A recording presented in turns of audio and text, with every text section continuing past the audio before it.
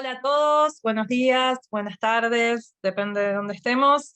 Eh, Gracias a Fundación Proa, a la Embajada de Canadá en la Argentina, por organizar este ciclo Código LUZ, ciclo de charlas sobre fotografía en el marco de la muestra Antropoceno que se realiza actualmente en la Fundación Proa en Buenos Aires. Gracias a Edward Burtynsky por estar presente, que es el fotógrafo presente en la exposición Antropoceno. Y mi nombre es Mercedes Pérez Bergliaffa y junto con Edward vamos a hablar un poco sobre fotografía y sobre la naturaleza de la fotografía que se expone actualmente, de esas fotografías que se exponen actualmente en la Fundación Proa. Edward, es una alegría que estés presente en este diálogo y que podamos dialogar sobre qué es la fotografía. Tengo comprendido que estás en Ontario ahora, ¿verdad? Correct, yes. Ok. Todos sabemos ya, porque lo hemos presentado a Edward y lo han presentado en Fundación Proa, que es un reconocido fotógrafo a nivel internacional que realiza cierto tipo determinados de imágenes fotográficas, pero otro tipo de imágenes también. Sobre eso es sobre lo que vamos a hablar ahora.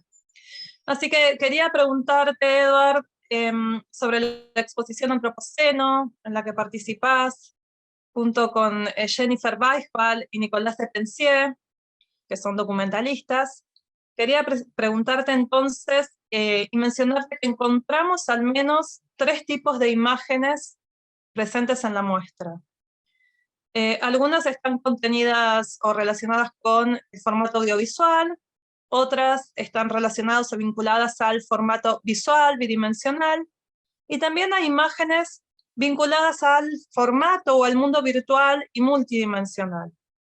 Lo que quisiera preguntarte a vos es qué tipo de imágenes, incluidas las realizadas con realidad aumentada, podrías comentarnos que contiene la exposición Antropoceno.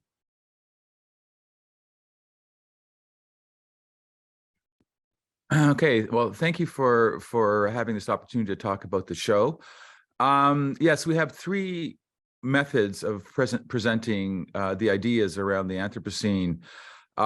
Jennifer Beischwell and Nick DePonsier were working with video and sound, wild sounds of what you would hear in that space.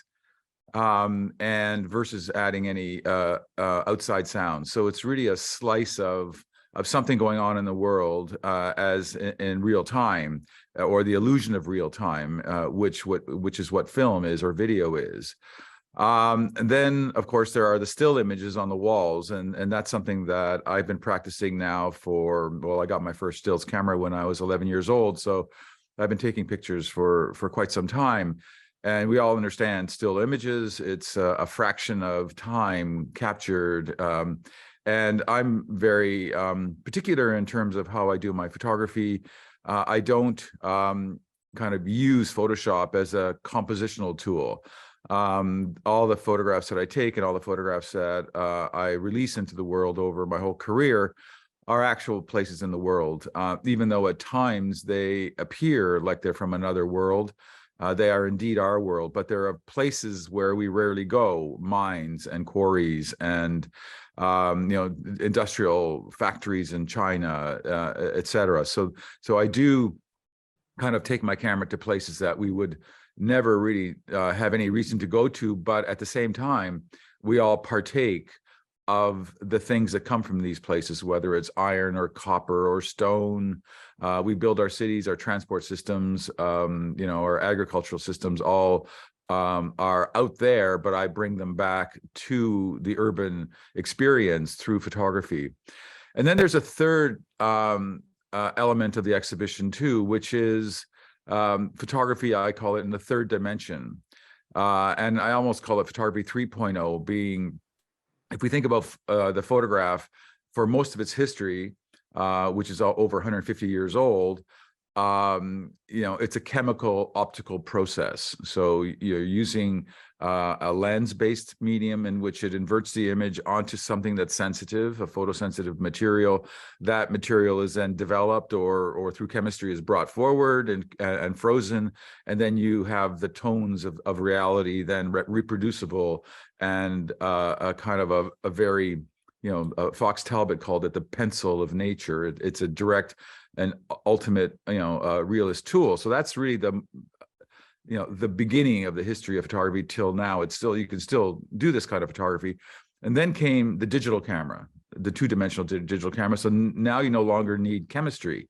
You now are able to capture the image with ones and zeros with a computer algorithm and program. You can capture all of the values of the light in color and be able to then transmit that to other places through your phone or through your computer. And you can see that image elsewhere and transmit it. So even the television is a transmission of image, but now we have it in our phones, and we could take pictures through a digital image and send it off to a friend or a colleague. And so that is, I call that photography 2.0. That's the next big change in photography. Now it's transmissible. It's easy to use. Anybody can be a photographer. There's no barrier of entry to take a picture. If you're 2 years old and you can show them where to take a picture, they can take a phone and take a picture. And then, but about 5 years ago, there's a program and this new technology that started to come forward, which is a technology where you can take many photographs digitally of an object, and you go around the object and you go close to it, you go far away, and you can take, like in the show, there's an image of a tusk pile. Well, we took over 2,000 images of that object with a team of us.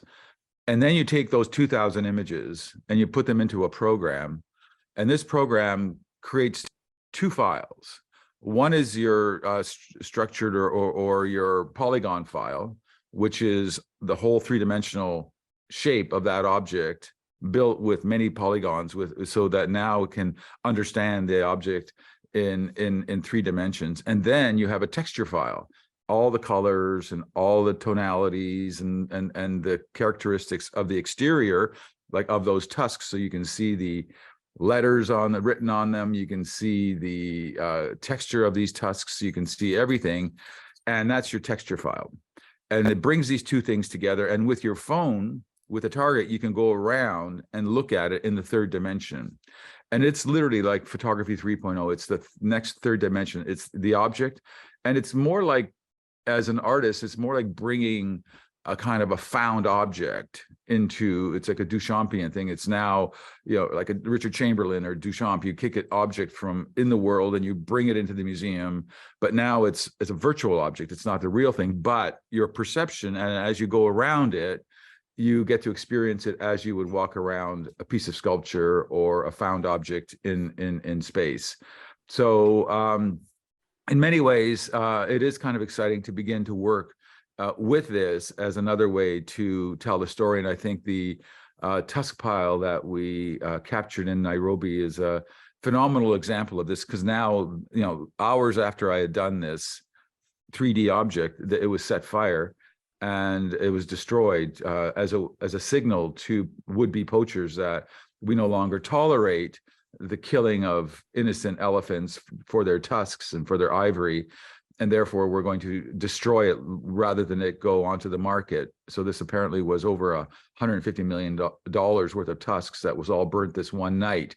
And I got that as a 3-dimensional object and as a 2-dimensional object through photography and also through film and through 3D. So that was captured in all 3 forms to be able to kind of fully engage the viewer with this moment in time.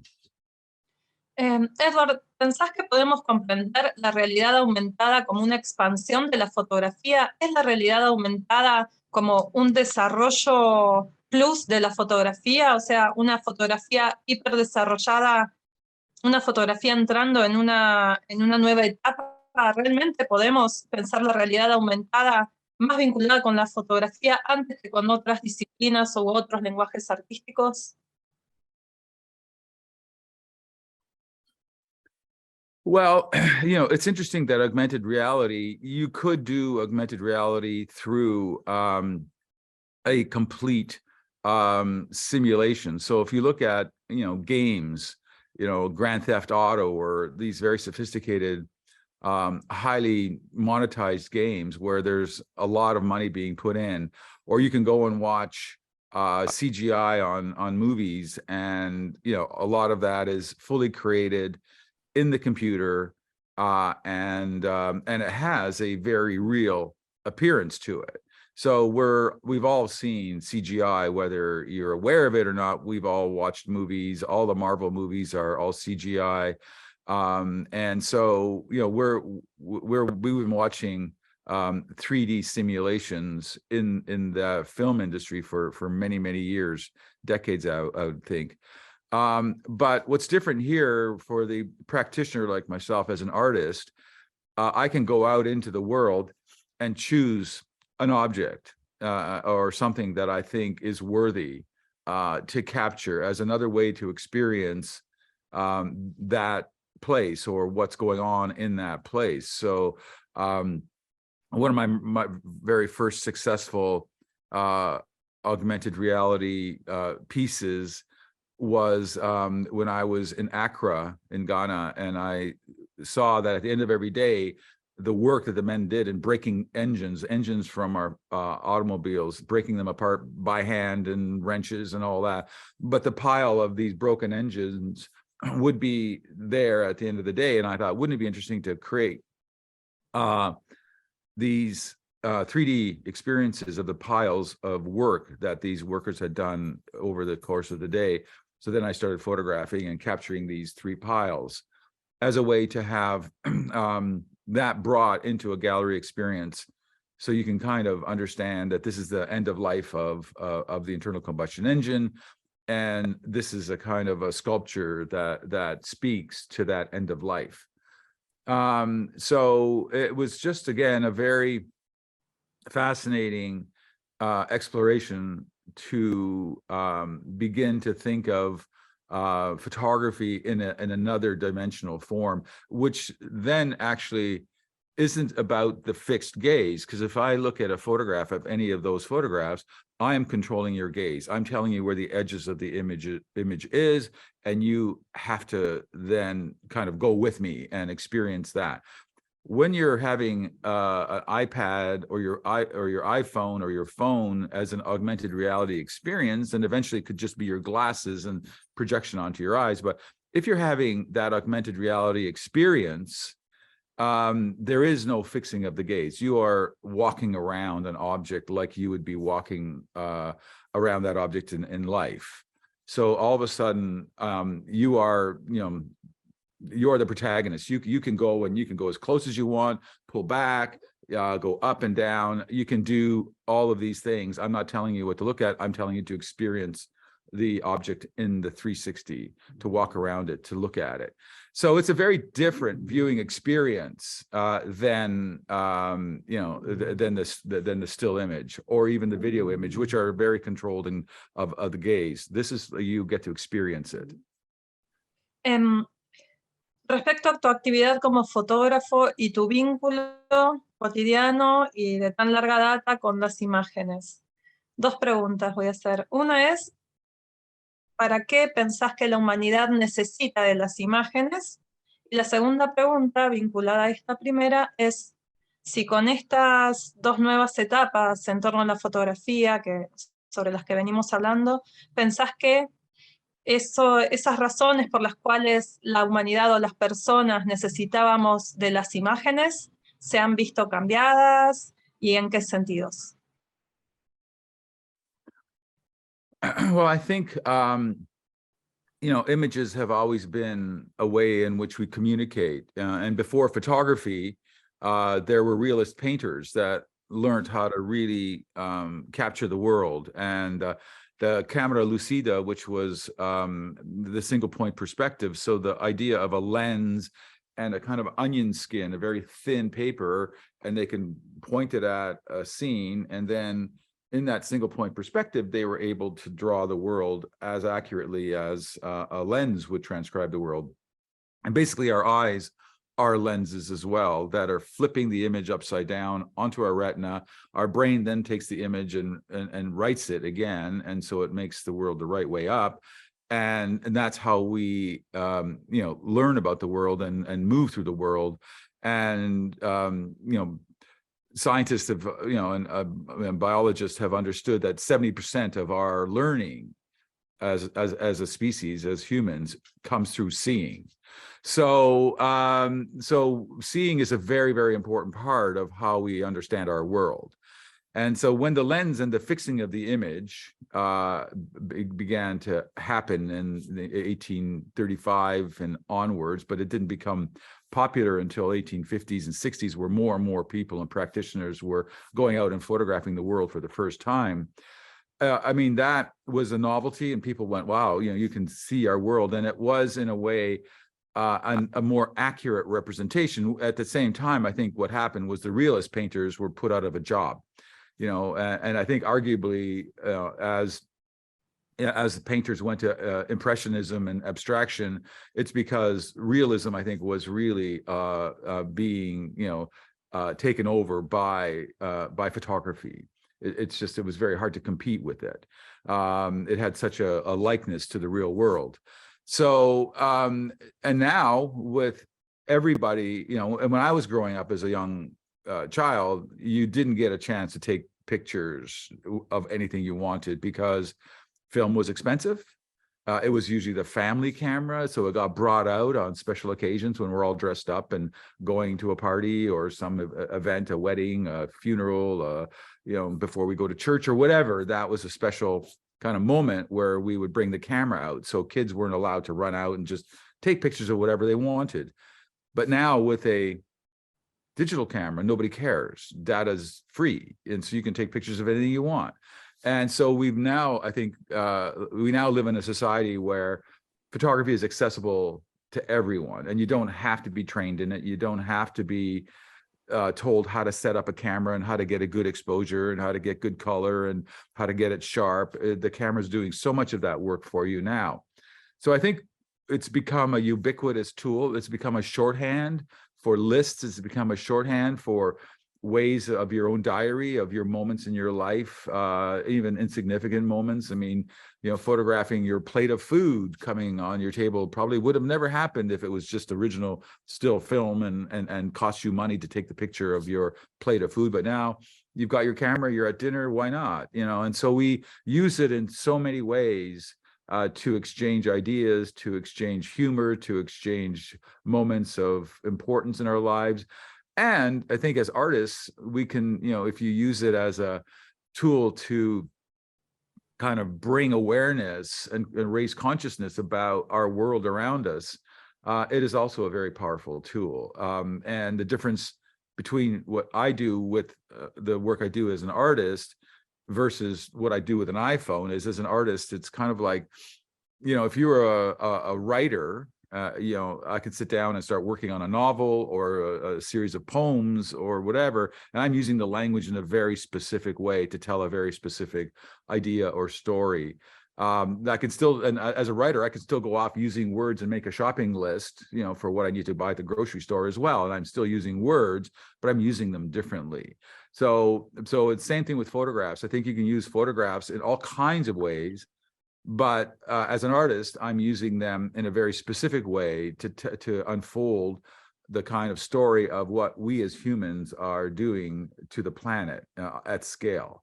So that to me is the overriding story, and probably from the perspective of the loss of nature. So I'm kind of the empathy and the empathetic kind of soul of my work is a lament for the loss of nature to the human footprint. And so I'm photographing that footprint, that collective footprint that we have on the planet that is necessary, I guess, to support 8 billion people, but at the same time poses an existential threat. Lo que encuentro especialmente curioso es cómo la realidad aumentada y estas imágenes vinculadas a la imagen fotográfica, siempre basadas en la toma fotográfica de la naturaleza o de paisajes, aumentan su capacidad crítica, ¿no? Al contrario de lo que se podría pensar. Cómo la fotografía, a pesar de dejar de ser solamente, específicamente, una toma más vinculada al lenguaje del siglo XX, ¿no? Del entorno, al entrar en estas nuevas etapas y al ser construida y al ser llevada, por ejemplo, a la realidad virtual, aumenta su capacidad crítica. Es por esa razón que vos utilizás estas nuevas formas en que ha devenido la imagen fotográfica en tu exposición. ¿Sentís que podés decir más y tomar una actitud crítica más fuerte, más sólida, utilizando todos estos nuevos lenguajes vinculados al lenguaje fotográfico digital construido? ¿Pensás que la fotografía devenida en este tipo de imágenes aumenta su capacidad crítica?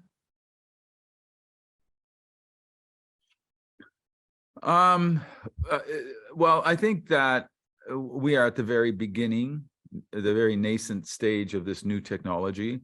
And in reality, if I look back and, I began shooting with large format camera a long time ago with a 4x5 camera, 8x10 camera in the kind of, late 70s. And there was nobody, there are very, very few, I can count them on one hand, photographers around the world who were actually using color photography to bring landscapes forward. Most of the landscape photography was black and white. If you look at the history, it was almost all black and white photography.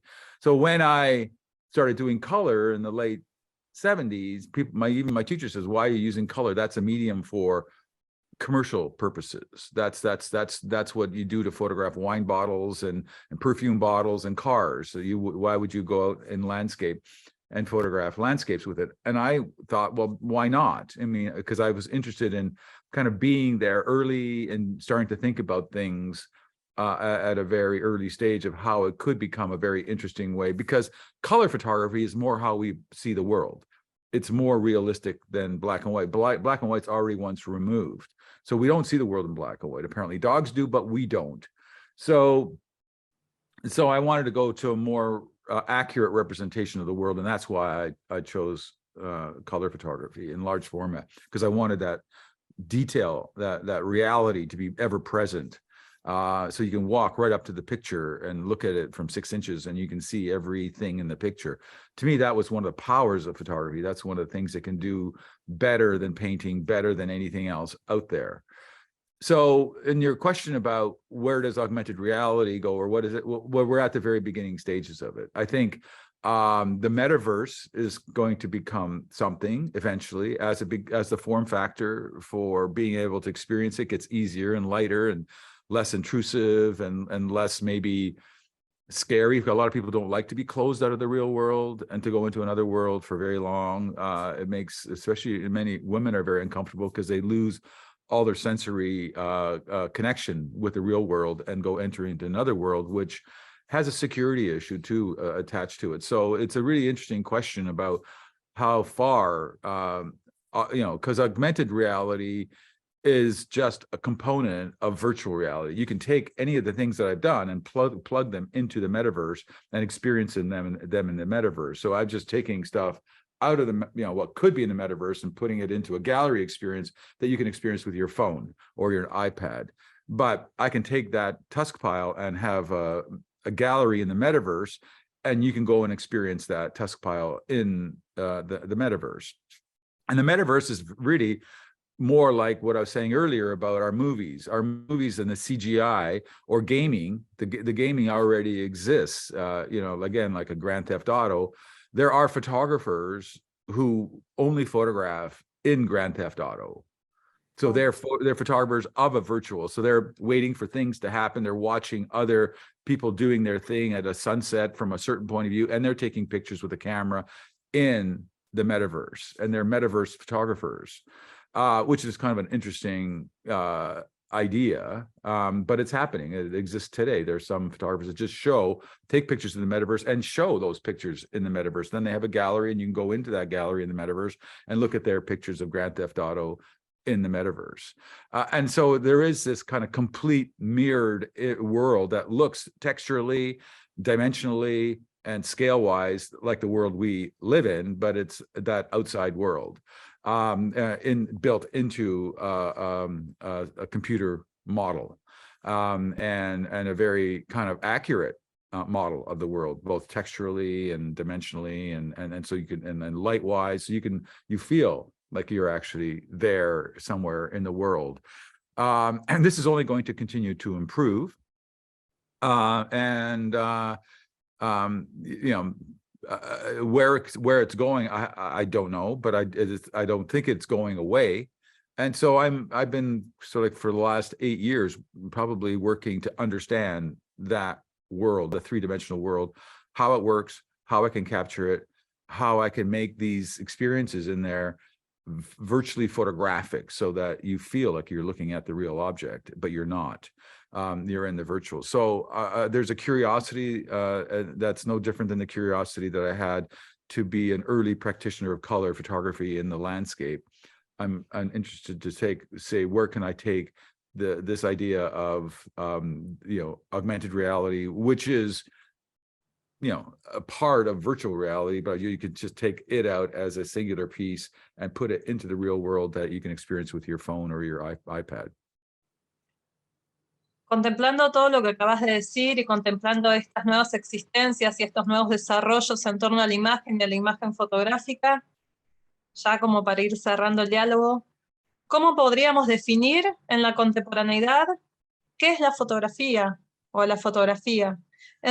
Ya dejando atrás las viejas definiciones más tradicionales, ¿no?, sobre fotografía y sobre la imagen. ¿Qué podríamos decir hoy específicamente que es la fotografía contemporánea en relación a todo esto sobre lo que estamos hablando?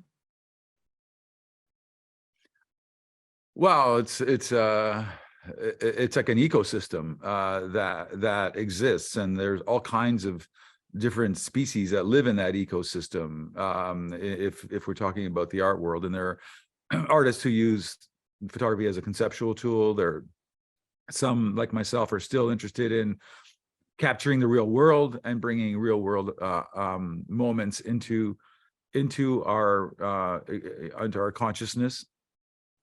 So there are many ways in which you can engage, I think, with the medium of photography today, and there will be continued new ways in which we haven't thought of yet, where people will be using the kind of power of the photographic digital image, both in straight translation of the real world. I think there's still interest in that, albeit I think that interest is waning. It's more, the image can be used to explore identity politics. It can be used to explore, political inequities. It's able to explore, again, climate change and how it is that, we as humans are dangerously shifting the climate on the planet, and the image is probably our best tool to tell that story and to convince others that this is real. So when we see the floods in Pakistan, that's all being transmitted, video is just 24 images, still images being projected, per second, to give the illusion of being there, of real time, but it still is a still image being captured 24 times a second or 30 times a second to create the illusion of real time and real space. And so we see the earthquake survivors and the tragedy of Turkey and Syria through these images. We see what's happening in the world. We see floods, we see fires, we see all of that. So I think, that's going to continue to be a way in which we share our stories. And probably it's going to be a way in which we also lead each other to greater and greater anxiety as well, because there's a lot of, looking at these images, we're consuming them, and there is a kind of a dread, that I think is now growing too in the world, that, we are facing problems that we've never faced before, you know, and that this is something new that's happening on the planet. And it is, I think. It's not an illusion. I think it's really happening, and it's happening in real time. So, you know, climate change isn't something in the distant future. It's here, it's now. And we're seeing evidence of it through the photographic image, and through the video images. So it is a way in which we're going to, it'll be a very important tool, I think, for us to course correct, or if we're going to do something about this, this is going to be very much part of the evidence of action. How are we going to do it, and what are we going to do? But again, that's just, again, one part of that big ecosystem I was talking about of photography and of the image. And I think, you know, images and photographs are more specific. I think image is more broad. You know, the images can include paintings, and it can include hand drawing. It can include so many things that it's an all-encompassing idea of you know, of what images. But photographs, I think, at the core are start with something that at least appears as a lens-based art. Now in CGI, it's all code, it's all, you know, but it's still appearing as if you were photographing it through a single lens perspective. So I think that the illusion of a single lens is in the virtual world is still there, even though it's just code, and the code is being arranged in a certain way that aligns, so that when you look from this point of view with that lens, and in virtual reality, you can choose the lens, wide, narrow, telephoto. So you have all the same choices that you have in the real world, in the virtual world, but it is still the idea that it's a single point perspective through an optic that you're creating. So that's a language that I don't think is going anywhere, because it's how we sort of perceive the world ourselves as humans. And so versus bees, which have a compound vision and see the world in the thousands of images, we see a single point perspective, you know, with two eyes and the perception of depth. So I think that is not going away, and we'll continue to rely on it more and more as a way to tell our stories. Bueno, muchas gracias, Edward, por el diálogo, muchas gracias por la charla, por compartir este tiempo. Gracias a la Embajada de Canadá en la Argentina y Paraguay, gracias a Fundación Proa y a todos los presentes. Nos vemos entonces en la próxima charla. Muchas gracias por tu tiempo. Thanks, Mercedes.